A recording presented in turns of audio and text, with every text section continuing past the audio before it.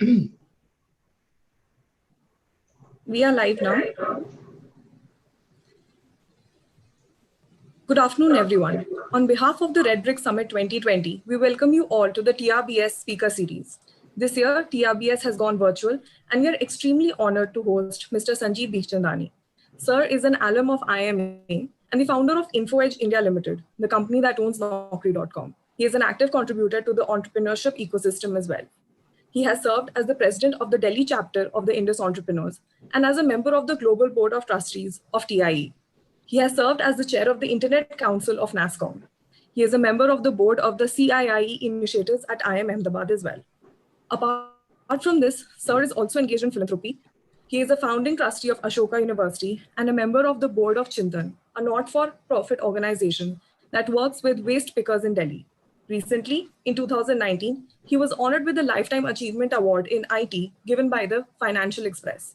In February 2020, Ministry of Home Affairs approved Sir's name for conferment of the prestigious Padma Shri Award. Today, he is going to share his perspective on entrepreneurship and startups. This session has been curated like a fireside chat, which will be moderated by Professor Rakesh Vasant from Economics Department at IIM Ahmedabad. He's the current Dean of Alumni and External Relations and the JSW Chair Professor of Innovation and Public Policy at IIM Ahmedabad. Currently, his teaching and research interests focus on firm strategy, innovation, entrepreneurial business models, public policy, and regulation. We also have with us Mr. Kunal Upadhyay, who co-founded CII.co in 2007, setting up India's first acceleration and seed investing platform. He is the managing partner and co-founder of Bharat Innovation Fund. Kunal sir conceptualized and set up the Bharat Fund platform to build companies of consequence from India across two themes of IP-driven innovation and digital tech-led inclusion. Over to you, sir. Yeah, may I add one more introduction? I think. Yes, sir. I think Kunal is also a PGP from here. I think Kunal 2005 batch, right? 2005, yeah. 2005 batch. And I think Rakesh Vasant was the founding or second chair of CII. Yeah, right? So I'm a founding faculty member of the CII. And I think, a lot of things were done while he was chair. I think one significant one was that he conceptualized the book, Stay Hungry, Stay Bullish. It was in his room, it was conceptualized. We had brainstormed together. And I think that was a huge success. And, that set, I think, CII on a different platform. Different orbit. So I think we have the best panel over here for discussing entrepreneurship ideas. So over to you, sir. Thank you, Dharya. It's a pleasure to be talking to you, Sanjeev. Kunal and I have known you for years, and we know the insights that you will bring to the table today will be very useful for all the people who are with us today. Dharya has already introduced you, so I don't want to add to that. The only thing she missed out is that you are a very in our country. So we have very little time. So I'll try and focus. We'll try and focus on things which people don't know much about to start with, and then we'll move on to larger issues regarding entrepreneurship. So let me start by asking you about your childhood. Where did you do your early education, your days as undergrad and postgrad? You don't come from a business family. I mean, your father was a government doctor. So when did you figure out that you want to be an entrepreneur, and how was your early childhood? We don't know much about that. Well, I grew up in government colonies. My father was in the government, mom's a homemaker. I had an elder brother, elder sister. I was the youngest. And we grew up in government colonies in Delhi. So I'm Delhi born and brought up. I've only spent, I'm 57 now. I've only lived for 4 years outside Delhi. 2 years in Bombay, my first job, and 2 years at IIM Ahmedabad. The rest of my time in Delhi. Now,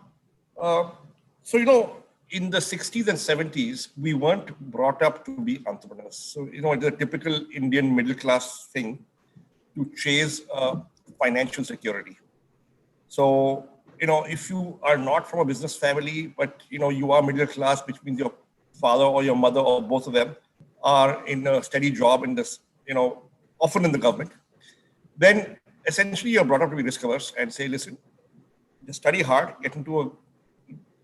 do well in school, get into a good college, do something with your life through your education. which is a very fine aspiration. And we were all brought up to not be entrepreneurs. But so all good boys did science. I was in an all-boys school, and we were caned if we didn't do our homework, right? Or if we had long hair, or if the flares of our trousers more than 23 inches, right? It was strict. It was a school that was heavy on discipline, right? And all good boys did science, and then you either did engineering or medicine, right? A few good boys did commerce, but mostly commerce was not for the good students. And almost nobody did humanities, right? Because, without maths, where will you go in life, right?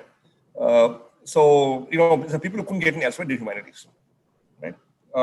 So my brother is 7 years older than me, very good student, always came first in class. I never came first in class. In my life, in my entire 12 years of school, 3 years of college, and 2 years in IIM Ahmedabad, I have never come first in any course even, right?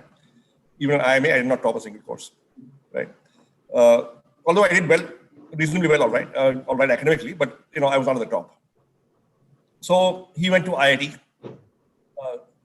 studied computer science, which was a big deal, right? And then he came to IIM Ahmedabad, he's PGP 80. And then he went and did his PhD in the US, and now is a prophet in the US. And so he was brilliant academically. And, I could do academics if I tried. So whenever I tried, I would do well. But often I did not try, right? It was not something which, I was not that competitive. Came first on studies. I was not that interested. I would study what I was interested in, and I would not study what I was not interested in. So, I always did well enough to get where I wanted to go, right? So it was drilled into me, hey, aapko to IIT jana hoga. Because all good boys did science and then engineering or medicine. Now, there are two kinds of, people in the world. One who will do what their parents did, and others who simply will not. So my father was in the government, and my father was a doctor. And I said, "Main do cheezein nahi karunga. I will not join the government, and I will not be a doctor," which left engineering. Now, so when I was very young, I used to have dreams, right? So when I was 10 years old, I wanted to be, I had just seen the movie Hathi Mere Sathi, and I was totally enamored by it. So main bada hoker Rajesh Khanna banunga. When I was 11 years old, I saw Sunil Gavaskar playing test match live on TV. And I said, what? I will bat like Sunil Gavaskar. I'll play cricket for India like Sunil Gavaskar. Then when I was 12 years old, I said, what? Maybe I'll be an entrepreneur. Now, these are all, passing fancies, except this one kept coming back. So by the time I was in class 10 or 11, it was a recurring sort of dream. I will one day start my own company. Right? Now, in 1975, I came on a summer vacation to Ahmedabad. My aunt and uncle were living here. So my brother, sister, and I came, and we were staying with them. And he said, "Come, I'll show you the city." And he drove us to the IIM Ahmedabad campus. It was my first visit to the campus in 1975. I was in class 7. And I saw this, red brick buildings. And my uncle was a banker, and he was trying to inspire my brother, my elder brother, who at that time was in IIT Kanpur, studying there. What a great institution this is, and, you should think about it, an MBA, all that, right? And that was the first time I heard the word management ka koi course hota hai. Then my brother went to IIM Ahmedabad. I said, yeah, this is what I want to do. I will, I was still in school when my brother came here, came to campus. And I said, what? I think I will do college, do an MBA, and then work, and then become an entrepreneur. So my goals were more or less set by the time I was in class 10 or 11. It was a fuzzy dream. And, coming from a salaried background, I was petrified of actually quitting my job and giving up the monthly check. Right? And when the time came to quit, it took me 6 months to muster up the courage. Every day I'd go to office and say, today I will quit, but I would come home without quitting. Then my boss, my former boss, and then my last job, his wife had a baby. So I went to visit them at their house when the baby came home from the hospital, when she was discharged. And over there, that evening, I told him, listen, I want to quit. I could not muster the courage to stay in office. And so I quit. And then I became an entrepreneur in 1990. Was there a trigger event? No, I think I used to read articles in magazines, and when I was 12 years old, I think Business India was launched. India Today was launched. I remember reading about there was a cover story on JRD Tata. There was you would read, right, and then I would say, okay, fine, this looks like a good thing to do, right? And I think I was most motivated by this fact. See, I think I had from early on, I had a bit of a problem with authority. That I wanted to be independent. No, I don't. I want to. I don't have to. I should not have to listen to anybody. So I don't want to be in a hierarchy where I'm at the bottom. There was that independence thing was there from the beginning. So my elder brother and sister would call me stubborn and spoiled because I would not listen. But somewhere that trait was there. That I would be stubborn. Sanjeev, as a student, whether you're during your undergrad or postgrad, did you do anything differently which may have helped you hone your skills to be an entrepreneur at a later point in time? Ideate? No, I'll tell you, I would read a lot about business. I would read a lot about entrepreneurship. There were a few friends on IIM campus, right, who were close friends. We would constantly talk about businesses we could start, entrepreneurship. We all took LEM together, right? And many of us ended up becoming entrepreneurs. So I think it's a manifestation of interest. I got into a couple of scrapes from the authorities, even in Ahmedabad.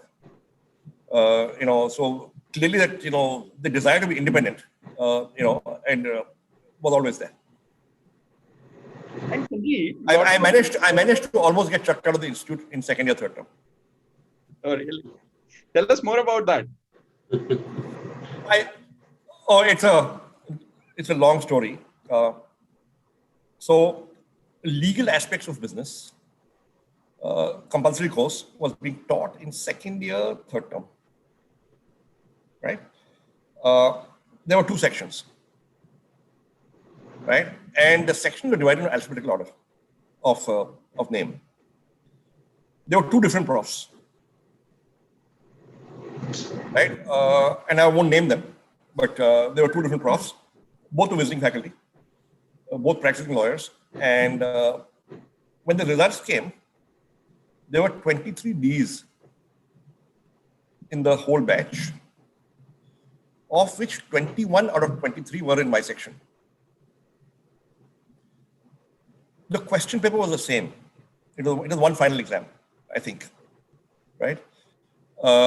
And statistically, it's bizarre that you divided the class in alphabetical order of name, and 21 of 23 Ds are in one class, in one section. So I got a D. I never got a D in my life. I had not excelled. I never got a D in my life. Okay, in my 2 years in IIM. So I got really upset. So I went with other students, or my classmates, to the residence of the faculty who was not living on campus. He was a practicing lawyer, right? And I explained to him, I said, sir, there's a problem here. You guys have not standardized the correction. So either you taught us very badly, okay, which is why 21 or 23 are here, or kahin grading marking mein kuch farak hua hai. So like a good lawyer, he began to argue with me like a lawyer. And after about 3-4 minutes, I lost my temper. And I raised my voice and screamed and shouted. And I walked out of his office, slamming the door behind me, leaving my two classmates behind. And I went and waited downstairs. He was in the first floor apartment. And these guys came out and said, "Yaar, tu to stud hai. What did you do?" I said, "Yeah, he's not listening. This is obviously wrong. How can 21 out of 23 Ds be in one section in the same question paper?" Okay. So anyway, so he went and now I was, the other thing that happened that time is that I had carried a suitcase with me. I was going to Delhi. Now you're not allowed to leave campus campus without permission. Now, what had happened was that I had 3 years of work ex prior to my course here, right? In those days, companies would not come to recruit laterally. They would only come to hire trainees. So I didn't want to write off my work experience. I had relevant experience in marketing. I had advertising experience. So placement rules said you were allowed to apply to companies directly on your own if they were not coming to campus for placement. So I had found a company, HMM, where I eventually joined, now called GlaxoSmithKline, which was not coming to campus. So I wrote to them. They called me for an interview.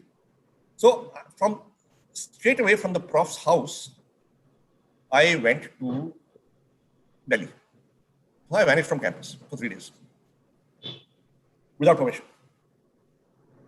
Just went. Now, I didn't realize it was a big deal. Meanwhile, the prof got really upset and he called up the PGP chairperson, Professor TV Rao, and said, there's this boy, Sanjeev Bikhchandani, he came and threatened to beat me up. Now, that was a bit of exaggeration. I did not do that. I merely raised my voice and slammed the door behind me. Okay, I got upset, right? So TV Rao went looking for me on campus. He was very upset. And then he discovered that I had actually vanished from campus for 3 days and gone to Delhi. So 2 offenses. Anyway, I got the job. I came back. I was quite happy. You know, nobody told me who I was walking into campus and I bumped into the academic affairs representative, Jagdish Bajaj, good friend of mine till this date. He says, boss, tu kya kiya? I said, kya? He says, yeah, TV Rao was very hopping mad at you. Ek to you threatened the prof and then you vanished from campus without permission. So he's like, you're for the high jump. Koi disco isko baithegi. There'll be a discipline committee. You had it. So I went to my room and I kind of thought long and hard about it. Okay. And then I consulted a couple of friends. What should I do? I said, you just follow your pride and chupchap write an apology. So I followed their advice. I wrote a detailed contrite apology saying I was really upset. I know I'm normally a good student. I had not expected a D, but out of 23 Ds, 21 are from my section, and I'm sorry I raised my voice, but no, I did not threaten him. That's an untruth. That's an exaggeration.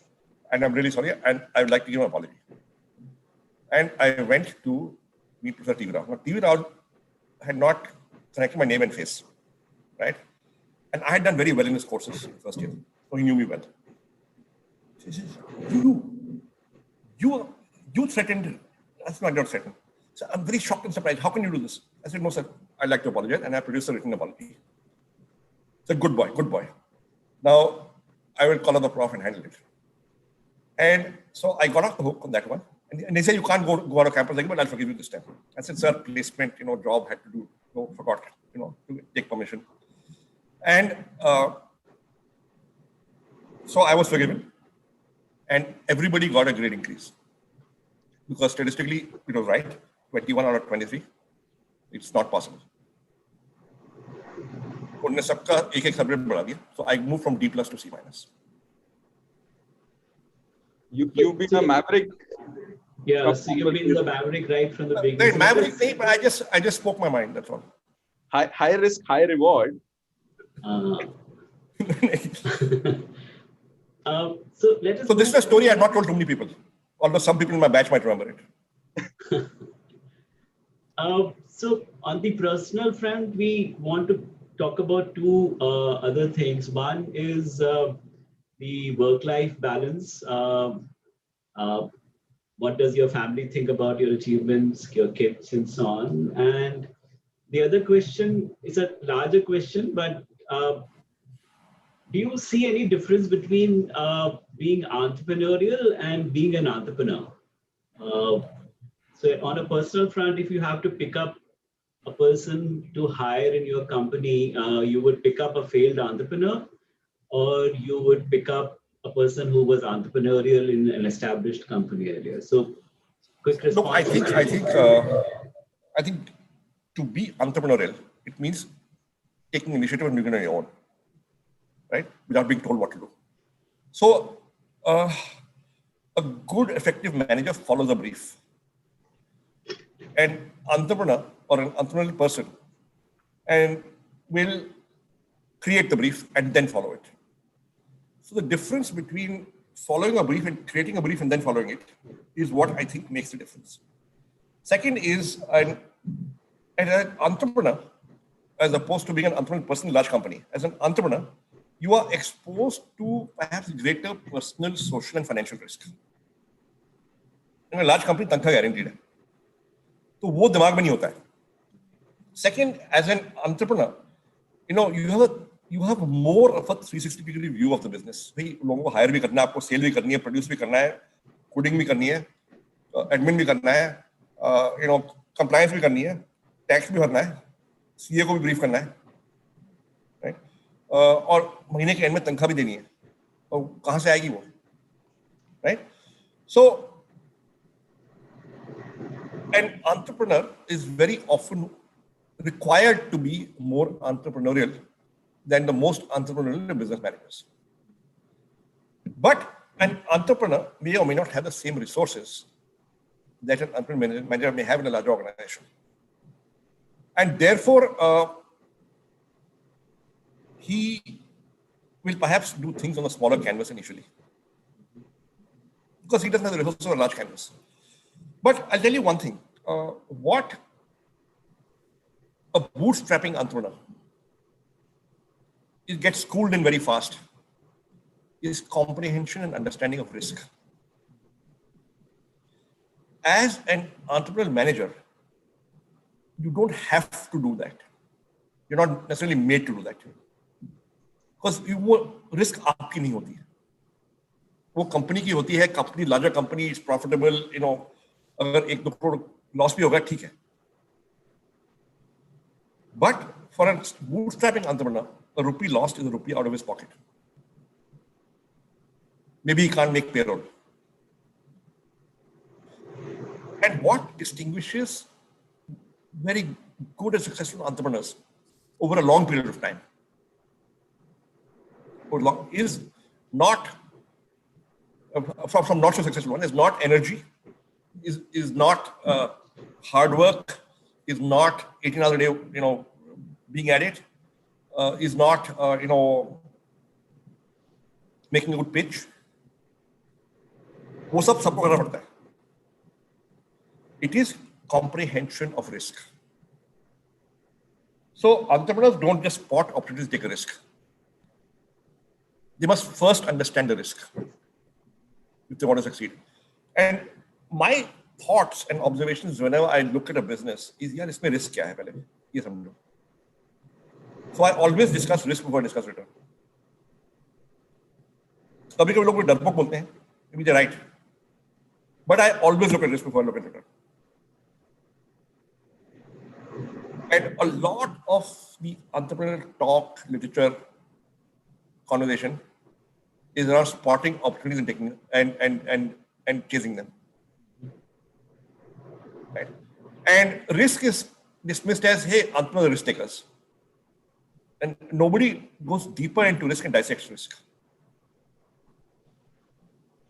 And I think that's where, as an entrepreneur educator, or as somebody in CII, Kunal and Rakesh, entrepreneur educator, and formerly CII, I think if a lot of work remains to be done in the area of risk as far as entrepreneurship education is concerned, I don't see enough emphasis on it. So an entrepreneur will understand risk better than an entrepreneur manager. I think that's a big difference. Sanjeev, we are living in unusual times, and you're one of those few people who've seen a lot of similar black. And entrepreneur may also be more frugal. An entrepreneur may also be more frugal than an entrepreneur manager because he may not have enough resources. And I admire frugal entrepreneurs. Sorry, I'm more like COVID. I was just saying that these are unusual times, but you are someone who's seen a lot of similar economic events, whether it is liberalization, .com boom burst, financial market meltdown, etc. In the past, how were you dealing with situations like these? Were you playing offense? Were you playing defense? How were you identifying newer opportunities or ways of building out robust businesses, especially during these times? And thinking of it from a student standpoint, what could they be doing during the current time to identify the next big trends? See, जब crisis आता है, first and instant reaction is defense. Then you begin to think, Acha, now what to do? What should I do? And that's when you start slowly looking at offense, but very tactically, conserving capital all the time, right? I think because I bootstrapped for 10 years, in those 10 years, for 6 years, I could not take a salary. From 90 to 93 and 97 to 2000. The company didn't have money, right? Because of that, those 10 years, हमको पाई की कीमत पता चली. And therefore, we remained frugal even after we raised venture capital. Now, remaining frugal, conserving cash, having a cash balance in the bank always, I think is a good things which will actually help you in downturns. Although the criticism will be when the upturn happens, right? Whenever on boom times, you may not be aggressive enough. But I prefer to be frugal and be less aggressive in boom times, so that when downtime come, you come through it. See, ultimately, अगर आपको company बनानी है ना, so great companies, truly great companies, they last 100 years, 150, 200 years. East India Company was 50 years. Longest living company ever in the history of the world. So there will be enough boom times and there will be enough downturns. Missing out 10% of the upside in the boom time will not kill you. But not having enough in the downturn, cash in the bank and reserves, and having built up stupid costs, that will kill you. And getting killed is a 0-1 event. तो आप 300 साल की company बना सकते हैं. तो अगर आपको बड़ी इंस्टीट्यूशन बनानी है, लेगेसी छोड़ना है, something outlives you, right? Then you have to manage the downturns as well. But is this downturn significantly different from the earlier downturn? I think every downturn has been different. I think when we launched American Entrepreneur in 1990, it was the coffers are empty time of BPC, which was a precursor to liberalization. I think that was a downturn. I think 96 there was a recession, if I remember correctly. I think 2000 was a dot-com bust, followed by the IT telecom bust, followed by 9/11. That was a dark winter. I think the global financial crisis from 2008-9 onwards was a very dark winter. I think 2015 was a bad wobble. And this is also very bad. I would say, look, there are slowdowns and then there are really bad slowdowns. जो मैंने really bad slowdown देखे हैं, 1990 was a bad slowdown, but we were just starting, so it didn't matter to us so much because you could still, get some revenue you're starting from zero, so कुछ तो growth होगी, right? And you hadn't built up costs, right? But I think 2000 was a bad meltdown, the dot-com meltdown, really bad. I think the global financial crisis was really bad, and this one has been bad, right? But this one, and each of them are different for different reasons, and therefore different textures and flavors, right? But we have come through, we came through 2000 and 2008-9. We had, in 2008-9, we had sufficient cash reserves, right, to see us through.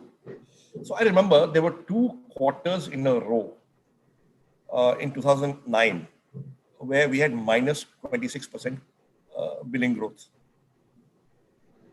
over last year, with no light at the end of the tunnel. Right? You don't know when it's going to end, right? Hindsight, people say you were brave, you did not sack people, that was so nice, right? You did not cut back advertising too much, but when you're going through it, you don't know what the light at the end of the tunnel is going to be. Likewise here. Quarter 1, April, June, minus 44% growth in billings. Quarter 2's been much better. Still minus, but much better. So it looks like it's coming back. But once again, we have sufficient cash reserves. The year 2000, we simply didn't spend the money. We didn't have a lot of cash. We just done the venture capital raise, not a lot of money. But we simply did put it in fixed deposit and said, how do we grow? And how do we make money? So I think we were schooled in being frugal in those 10 years of bootstrapping. In my first job in Lintas and advertising, I remember a lot of my time was spent trying to collect money outstandings from clients, and they simply would not pay. And I would get taken every Monday morning. There'd be a Monday morning meeting on collections, and I would get my head bitten off. All the clients would get their head bitten off. And I said, this is such bad terms of trade.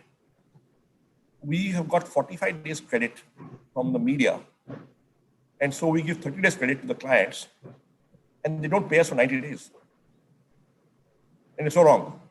And I said, I will never, ever run after money in my life. I will always collect money in advance, which basically means that I have to produce a product for which people are willing to pay advance for, which means the product has to be really, really, really good. And till today, we collect money in advance from all our clients across all our businesses. Very interesting. But what it means is that you've got to produce a product which is so way ahead of competition. And the value prop is so good that people don't think twice before paying you 100% advance. So right now, we are sitting on 450 to 500 crores of client advances in Naukri. Now, With the annual subscription, we say money in advance. As simple as that. We don't budge from that. very interesting. So all this is part of early schooling here. And there are students listening here. So look, I know it's going to be a tough year for placement, whether you're IIM or any other institution, right? My only submission is that you'll come through it. We have seen this in the year 2000. We've seen it in 2009. You will come through it. It may be a bad year or two. You may not get the job of your dreams. You may not get the salary you want. You may not get an overseas job. But that's part of life. You had hoped for better, but that's part of life, right? I think you look back on it 5 years later and said, I have come through tough times. And if you have come through tough times, it's a badge of honor and an achievement. And it'll be all right. But I will say that, look, I was very fortunate in my first job at Lintas. I was working with some really great people. And so I joined on a salary of 1,500 rupees. And then I was transferred to Bombay on a salary of 1,800 rupees. Right? It was impossible to live even in 1985 on 1,800 rupees in Bombay. And I didn't want to ask money from my parents because I had chucked up an IIM Calcutta admission to work for 3 years and then write the CAT again. And after school, I had chucked up an IIT admission to go and study economics in Delhi University. And both these were against the grain of conventional wisdom. So I would be damned if I was going to ask money from home, because I had to be self-sufficient. I had taken these independent calls, right? And so Lintas had a policy that if you worked beyond 8:39 and you worked on weekends, you would get dinner, you get meals, and you'll get conveyance home. So and I would volunteer, now, and advertising has lots and lots of late work. I would volunteer for all the lousy things in the group. So मैं आ जाऊँगा, मैं कर दूँगा. मैं late बैठूँगा, मैं कर दूँगा. Because I could not live in 1,800 rupees. I wanted 1,000 rupees extra every month. So I worked, I think, I was there for 3 years. I didn't take a single day's leave. I worked all 52 Saturdays for those 3 years, all those 3 years. And I worked 70%, 60% of my Sundays. And I worked on holidays. And I worked late. And, I needed the money. So you managed. So, having gone through that, all these recessions, you manage. In your head, at least.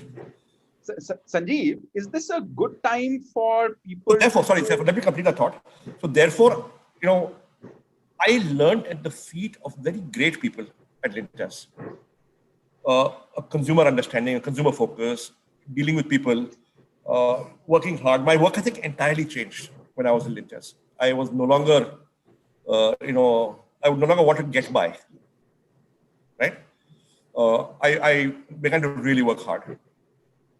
Okay. And in your first job, I think it's important that you're working in a place and with people with whom you're learning a lot, more than the money you get, because and the environment should be professional and ethical.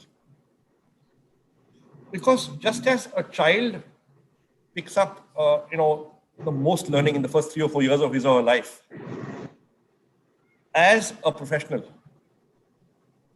okay, what you pick up in the first 3 or 4 years of your working life will stay with you right through your career. And that will determine your work ethic, your professionalism, your integrity, and your values at work. And therefore, it's really important to learn a lot if you're working with really smart people. Never mind the money is the best or not. It doesn't matter. Sorry, I interrupted you, Kunal. Sanjeev, is this a good time? It is often said that robust businesses very often start during the times of crisis. In your mind, is this a good time for some of the students to also explore certain type of entrepreneurial ideas and putting your... Yeah, देखो कुणाल वो wisdom and hindsight है कि अगर company कामयाब हो गई तो देखो यार crisis में चालू हुई थी. It did not start because of the crisis. Yeah. It did not greatly benefit because of the crisis, right? It was just a determined entrepreneur or entrepreneurs who went out and did it, and made it happen, right? So any time is a good time to start a company, so long as you got the right idea and you really want to do it, right? Now, what is the right idea? So those of us who are listening to this and watching this and who want to consider entrepreneurship, the next 5 minutes, if you just take that away from this talk, from this conversation, I think it will have been a useful one for you. So successful businesses are built on deep customer insights. I'll repeat that. Successful businesses are built on deep customer insights. अब मैं एक दो कहानियां सुनाऊंगा. So I was in my second year at IIM Ahmedabad.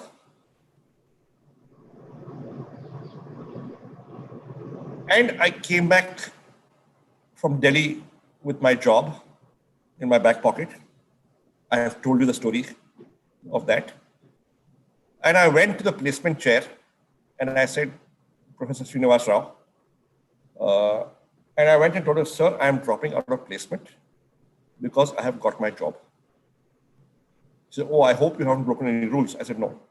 I showed him the abundance. This company is not coming. I've got a lateral job. It's not an entry-level job. They were not coming. I've not broken it. He said, fine. He said, I want you to volunteer to help me for placement. I'm looking for people to help me. I said, sure thing. So there were 5, 6 of us who were not going through placement. I think there were 2, 3 who were preparing for the civil services and they had taken deferred placement. There were 1 or 2 who, were going back, did not want a job for whatever reason. A couple of people had already got offers from TAS. TAS had not come to placement, come earlier and held interviews in Kama Hotel and then made offers.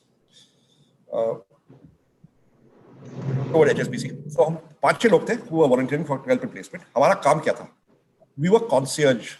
We had to receive the managers, the visiting managers who were recruiting at the gate of the campus, bring them to the interview rooms, make sure tea, coffee, biscuits are served, make sure the students are coming for interviews in the right schedule, and they're outside. So your traffic management and some concierge service, some hospitality. Take them for lunch to the MDC, which is what really made it worth our while. We'll get good lunch at the MDC. Okay. And उस time नई MDC नहीं थी, पुरानी MDC थी, नया campus नहीं था. The नया campus that time was a football field. right? So we were doing that. Now, the interviews were being conducted in 10 rooms in D2 basement. D2 basement. So Citibank, the चार कंपनियां थी, Citibank, Hindustan Lever, Procter & Gamble, and Bank of America. Right? Us time, this is 89, pre-liberalization, no consulting, no fund managers, no nothing, right? No hedge funds, no overseas jobs, right? Citibank had come with 8 interviewers and running 4 panels. Lever was come with 4 interviewers and running 2 panels. The Lever guys got worried. Hey, Citibank will interview faster than us, make the final offer. People will sign and will not even come for a final interview. So we lose talent. So the Lever head of HR was there. Now all these guys were alumni of Ahmedabad who had come for interviews, right? So the Lever head of HR was there. He began to make, like the guy, he'll make an offer across the table, right away, right now. Here's the performer offer letter. No business of giving names to the placement office in the evening and then aap bata dijiyega, nothing. Here's the offer letter. I'm writing your name right now. I'm signing it. You sign accepted right away and walk with me to the placement office and drop out of placement and don't go for the next round of Citibank. Otherwise, I'm tearing up this letter. So completely against placement rules. The Citibank guys found out. Some guys signed under duress. Some guys wanted to leave it anyway. Some guys ran away. Some guys said, get lost. There was utter chaos, right? The Citibank guys found out. They stormed the Lever room, and they almost got into fisticuffs. They were screaming and shouting. That night, there was a GBM. Placement rules were suspended. Even if you got a Lever offer, you were allowed to go for other interviews and and so on and so forth. But वहाँ से मेरा first product idea आया. And I said, if grown men are going to fight like this and almost get to come to blows and start screaming, shouting, and abusing each other, to compete for talent at Ahmedabad campus. Right? That time the phrase war for talent had not been invented. I don't heard of it, but I witnessed this war for talent firsthand. Right? I said, if somebody were to do a salary survey of what companies are paying fresh MBAs and IIM campuses, this product will sell. Because what salary you offer is a useful weapon in attracting talent. And that's what our first product was a year later when I quit my job. The prospective customer had given me a signal. I had got that insight. Right? Where did the idea for Naukri come from? I used to observe at HMM, Open Marketing Hall, 8, 9, 10 MBAs working there from IIM Ahmedabad, from IIMs, not IIM, from IIM, Bajaj, FMS, good business schools, right? उस ज़माने में उतने business schools नहीं होते थे, जितने आजकल हैं. I used to observe that when the office copy of Business India would come in, everybody would read it from the back. Because there were 35 to 40 pages of appointment ads at the back of Business India. I used to say, yeah, this is crazy behavior. They're reading appointment ads before they go to the articles. And they're then discussing, boss, there's a job going here, what do you think? And so, customer insight. Jobs are a high interest category of information. 1990, a file and forget insight. No internet, no nothing. Didn't know what to do with this insight. But when I saw the internet for the first time in 96, the penny dropped. And I said, if I just get all the newspapers and magazines from around the country and just rehash all the appointment ads in my own words and put them on a site, traffic aega without advertising. It'll be a traffic magnet because jobs are a high interest category of information. And that's exactly what we did. And that's exactly what happened. And that's how Naukri was launched. Deep customer insight. Zomato, I met Deepinder Goyal for the first time in June 2010. He had launched a site, 800 restaurants in Delhi on the site. He was getting some traffic. I was visiting the site, I liked it. Hitesh liked it. And I asked him, "Ye idea kahan se aaya?" This is 2010, Deepinder, the 2005 batch, passed out from IIT Delhi. And he said, I was in Bain Consulting. And there were maybe 50, 60 of us there in the Gurgaon office. Mostly young, mostly male. Mostly would not get food from home, working late hours, eat 2 meals in the office at a cafeteria where we do not serve food, but you can bring your own food and eat it. To make life easy, the admin team had said, they had aggregated menu cards, the delivery menu cards of 80 restaurants that deliver there and put them in a file folder in the cafeteria. And Deepinder said, yaar, 1 baje line lagati thi to access that file. I had to wait 20 minutes, then figure out in 2 minutes what to order. So I came in on Saturday and scanned that file, all the menu cards, and put them on my personal page on the office internet. I say public service, sabke liye kar do. Right? And 2 days later, the IT infra guy came to me and said, boss, what have you done? Why is 95% of internal traffic going to your page? That's when the penny dropped. And I said to myself, aggregation of menu cards is value. So I went on weekends over the next 2 months and picked up menu cards of 800 restaurants all over Delhi NCR. And I put it on a site called Foodie Bay. Abhi Zomato bolte hain, uska naam Foodie Bay tha. And traffic began to come. Deep customer insight, and you will produce a product which people will want.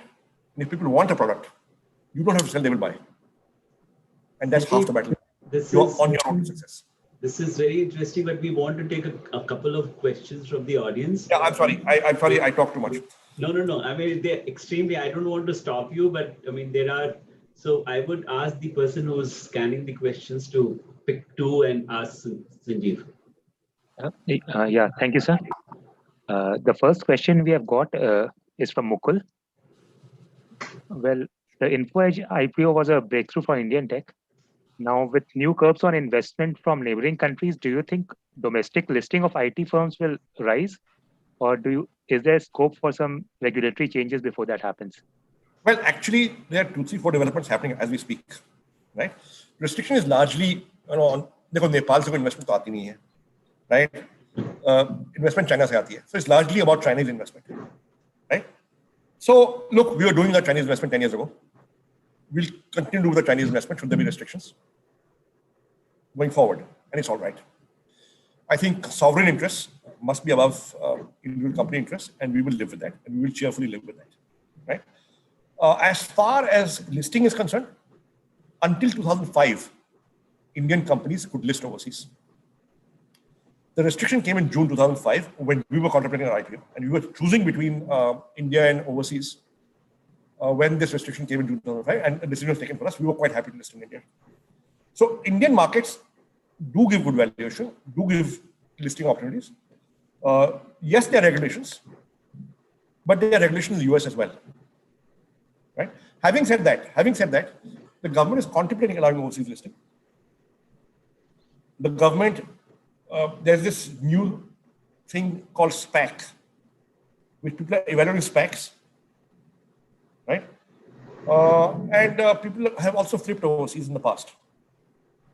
But as far as I am concerned, my belief is, look, if you're an Indian company incorporated in India, if your market is India, your customers are in India, it makes a lot of sense to list in India because your brand is built in India for Indian customers. And a stock market listing also builds your brand,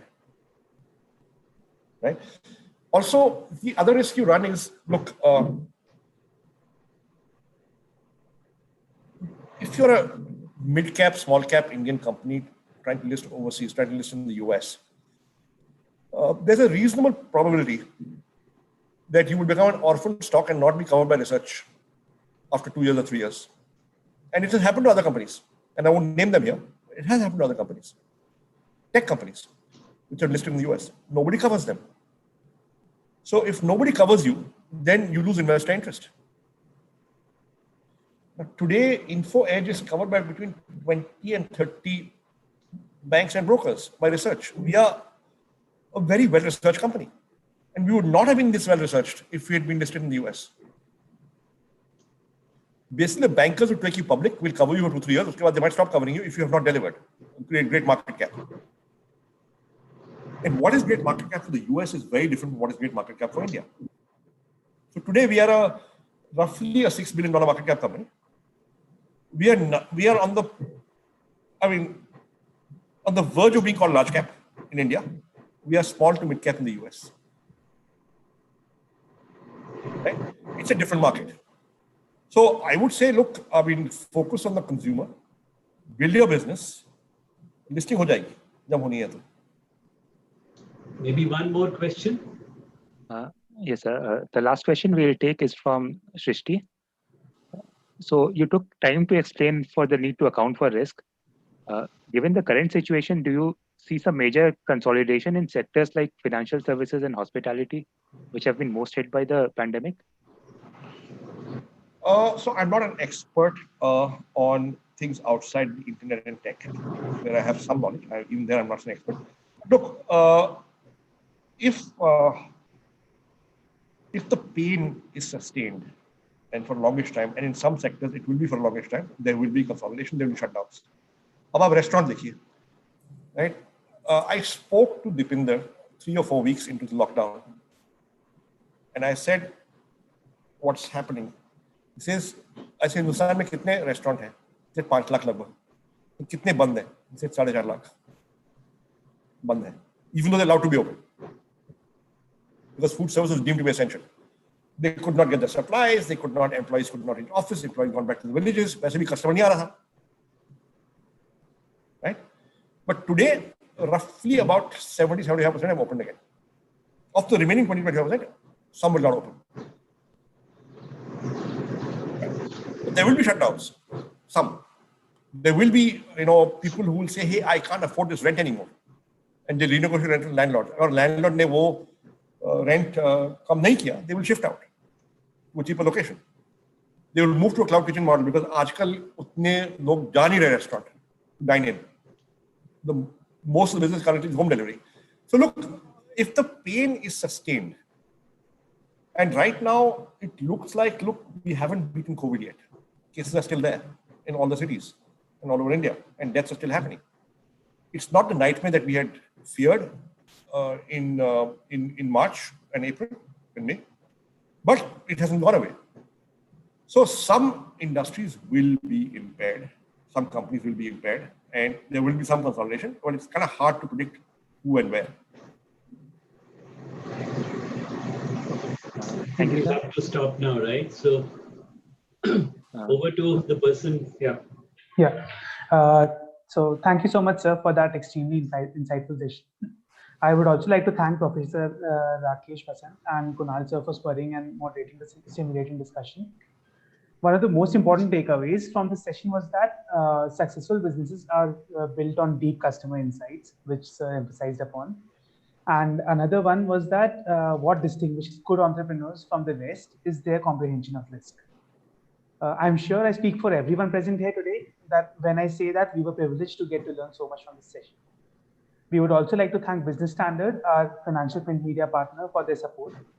Finally, I would like to thank everyone here for being such a wonderful audience throughout, interacting and asking such astute questions to drive the conversation. I would also like to remind everyone that the TRBS Speaker Sessions series is conducting many more such sessions today and tomorrow, which are available on YouTube Live. Up next, we have Mr. Shiv Khera coming up with an insightful session on turning setbacks into comebacks. We request you to stay tuned and have a look at the roster, and don't forget to attend the session of your choice. Thank you.